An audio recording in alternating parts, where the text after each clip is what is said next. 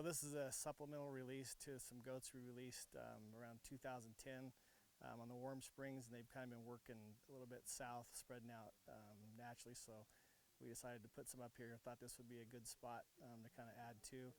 With the big mountain up there and stuff, it was a good place, good habitat for them. We're catching these over in the Elkhorns out of Baker. We released 4 today. We'd like to get like 11 more. So we basically had 3 nannies and 1 kid on this release.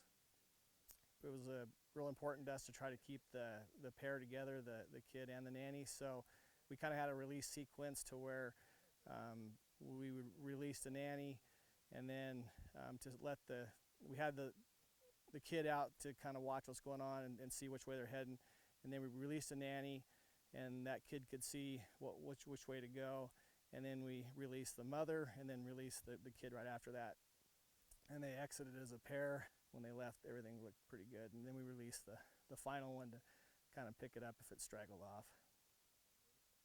And we kind of chose this location basically because it's the closest we could get to the wilderness boundary.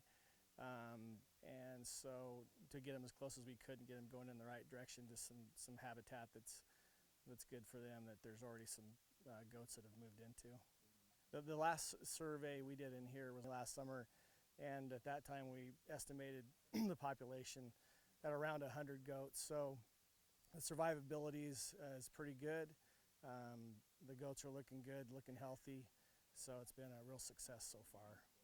The herd that we've been capturing these goats out of is the herd over in the Elkhorns, and there was no goats up in there, and so they surveyed the habitat, thought it looked good. So the biologists, they reintroduced them in around 1983, and it's been very successful. These goats are really keyed into salt this time of year. They're kind of salt hungry, so they've been pre-baiting the site with salt, and so we've got a large drop net that we use.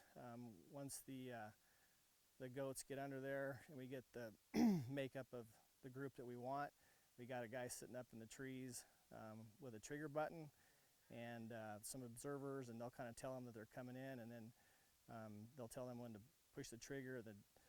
The net falls, and then we have a crew, a team of guys that get up there as soon as they can and start working the goats up and processing them, and then we get them boxed up and headed over here. The kind of collars we did put on these are GPS, and they have a VHF signal, so we can actually track these things. We get a location on them every 13 hours, and we can just monitor their movements on our computer and kind of real time see where they're at, and so we can monitor their habitat use and their movements. And then in about 2 years, those collars are set up with a drop off, and they'll drop off, and if we can, we'll recover them.